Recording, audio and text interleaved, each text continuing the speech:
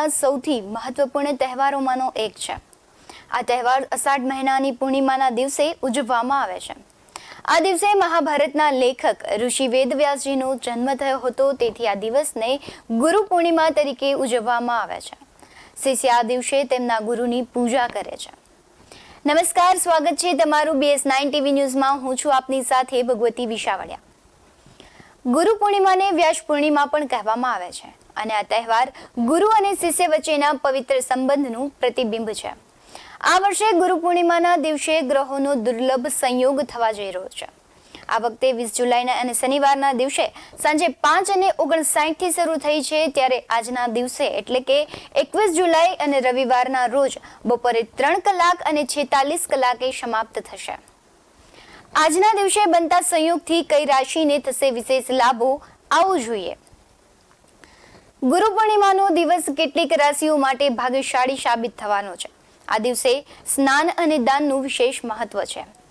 આ વખતે ગુરુ પૂર્ણિમા 21 જુલાઈના રોજ છે, ત્યારે આ દિવસે ગ્રહો અને નક્ષત્રનો મહાસંગમ થઈ રહ્યો છે, જેનાથી અમુક રાશિના જાતકોને વિશેષ લાભ મળવાનો છે. તો આવો જોઈએ કઈ રાશિ માટે ગુરુ પૂર્ણિમાનો દિવસ રહેશે ખાસ. ગુરુ પૂર્ણિમા પર દુર્લભ સંયોગ. હિન્દુ પંચાંગ મુજબ ગુરુ પૂર્ણિમાના દિવસે સવારે 5:57 સર્વાર્થ સિદ્ધિ યોગ બની રહ્યો છે, જે સમગ્ર દિવસ દરમિયાન રહેશે. તેમજ ઉત્તરાષ્ઠા નક્ષત્ર સવારથી 12 કલાક અને 14 મધ્યરાત્રિ સુધી રહેશે. આ સાથે પ્રીતિ યોગ અને વિષકુંભ યોગનું પણ નિર્માણ થઈ રહ્યું છે. ગ્રહોની સ્થિતિની જો વાત કરવામાં આવે તો કર્ક રાશિમાં સૂર્ય અને શુક્ર બિરાજમાન છે. પરિણામ બંને ગ્રહોની યુતિ શુક્રાદિત્ય યોગ બનાવી રહી છે. મંગળ અને ગુરુ ગ્રહ વૃષભ રાશિમાં રહેશે, ત્યારે આ સાથે રાહુ મીન રાશિમાં, કેતુ કન્યા રાશિમાં અને શનિ દેવ તેમની મૂળ ત્રિકોણ રાશિ કુંભ રાશિમાં છે, જેનાથી સાસ રાજયોગ બને છે. આ સાથે બુધ સિંહ અને ચંદ્રમા મકર રાશિમાં રહેશે. ગુરુ ગ્રહ વૃષભ રાશિમાં બિરાજમાન હોવાથી કુબેર રાજયોગની રચના થઈ રહી છે. આ સાથે સૂર્ય અને શનિ ષષ્ટાંગ યોગ બનાવી રહ્યા છે. આ યોગમાં કરેલા તમામ કાર્ય સફળ થાય છે. આજના અહેવાલમાં આપણે જાણીશું કે કઈ રાશિ માટે ગુરુ પૂર્ણિમાનો દિવસ ખૂબ જ ખાસ રહેવાનો છે. વાત કરીશું કુંભ રાશિની. ગુરુ પૂર્ણિમાનો આ દિવસ કુંભ રાશિના લોકો માટે ખૂબ જ શુભ રહેશે. આ સમયગાળા દરમિયાન તમને બાકી કામમાં સફળતા મળવાની સંભાવના છે. તમને કોઈ નવો પ્રોજેક્ટ મળી શકે છે, તેમજ પૈસા સંબંધિત બાબતોમાં પણ તમને ફાયદો થશે. તમને અચાનક પૈસા મળી શકે છે. આ સિવાય તમારું સ્વાસ્થ્ય પણ આ સમયગાળા દરમિયાન સારું રહેશે. હવે વાત કરીશું મીન રાશિની. મીન રાશિના જાતકોને ગુરુ પૂર્ણિમાના દિવસે લાભ મળવાની સંભાવના વધી જશે. મેષ રાશિના લોકોના અટકેલા કામ કે જે લાંબા સમયથી વિલંબિત કામ પૂરા થવાની સંભાવના છે. આ સમય દરમિયાન તમારું ભાગ્ય ચમકશે અને તમને તમારી મહેનતનું ફળ મળશે. હવે વાત કરીશું મિથુન રાશિની. મિથુન રાશિના જાતકોને ગુરુ પૂર્ણિમાના દિવસે લાભ થવાની સંભાવના છે. જો તમે કામ કરો છો તો આ સમયગાળા દરમિયાન તમને નફો થવાની સંભાવના છે. તમારા લાંબા સમયથી અટકેલા કામ પણ પૂર્ણ થશે. જો તમે પ્રમોશનની રાહ જોઈ રહ્યા હતા તો તમારું સપનું હવે પૂરું થશે. તમારા બોસ અને ટીમ સાથે તમારા સંબંધો પણ ઉત્તમ રહેશે. વાત કરીશું મીન રાશિની. મીન રાશિના લોકો માટે ગુરુ પૂર્ણિમાનો દિવસ ખૂબ જ શુભ સાબિત થશે. નોકરી, કારકિર્દી, સ્વાસ્થ્ય અને લગ્ન જીવનમાં તમારી ચાલી રહેલી અડચણોનો અંત આવશે. આ સમયગાળા દરમિયાન તમારા લગ્ન જીવનમાં સારો સંબંધ બની શકે છે. જો તમે કુંવારા છો તો તમારા લગ્ન થવાની પૂરી શક્યતા છે. વાત કરીશું વૃષભ રાશિની. ગુરુ પૂર્ણિમાનો દિવસ એટલે વૃષભ રાશિના જાતકો માટે ખૂબ જ સારો રહેવાનો છે. મંગળ અને ગુરુ આ રાશિના લગ્ન ભાવમાં બિરાજમાન થવાના છે. આ રાશિના જાતકો પોતાના માતા પિતા સાથે સારો સમય પસાર કરશે. ખાસ કરીને તમારા માતા સાથેના તમારા સંબંધો વધુ મજબૂત બનશે.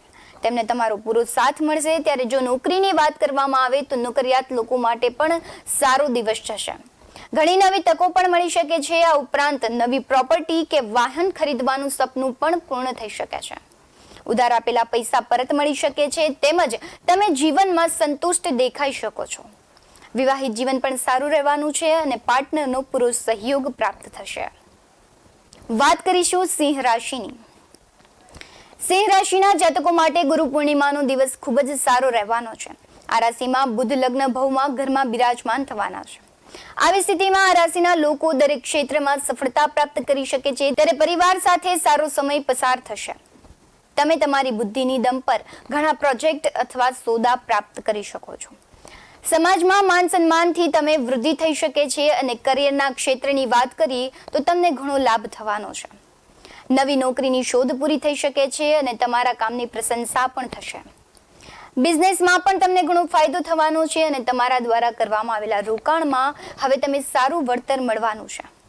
તમારા જીવનસાથી સાથે તમારો સમય પસાર થશે અને તમે આધ્યાત્મિકતા તરફ વધુ ઝુકાવ રાખશો.